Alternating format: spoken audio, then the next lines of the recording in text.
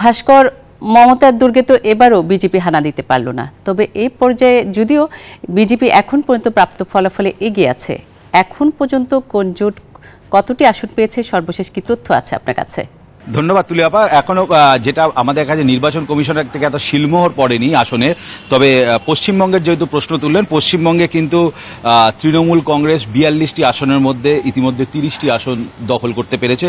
BJP সেদিকে 11টি এবং কংগ্রেস মাত্র 1টি আসন পেয়েছে এবং সিপিআইএম কিন্তু যেটা বামেরা বলা হচ্ছিল সেই বামেরা কিন্তু এবারও শূন্য হাতে ফিরতে হচ্ছে। এবং গোটা ভারতের যে চিত্রটা বললেন, গোটা ভারতের চিত্রেতে কিন্তু গোটা ভারতে 543টা আসনের মধ্যে বিজেপি একক ক্ষমতায় পেয়েছে 241টি আসন এবং কংগ্রেস অর্থাৎ জাতীয় কংগ্রেস পেয়েছে 99টি আসন। এবং এর সাথে যে তথ্যটা আমি দিয়ে রাখতে চাই, যেটাই এবারে যে দ্বিপাক্ষিক ভোট হয়েছে, যেটা বলা হচ্ছে যে বিজেপি নেতৃত্বাধীন এনডিএ এবং কংগ্রেস নেতৃত্বাধীন যেটা ইন্ডিয়া জোট, সেই কংগ্রেস নেতৃত্বাধীন জোট যেটা পেয়েছে 293, এটা 290 থেকে 93-র মধ্যে আসতে পারে। এখনো এটা সঠিক এখনো তথ্য আমরা পাইনি।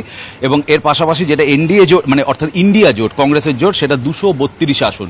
এই আসনটা এখনো পর্যন্ত জানা যাচ্ছে এবং আদার্স যেটা 18 আসন, এখনো পর্যন্ত এই তথ্যই আমার কাছে থাকছে।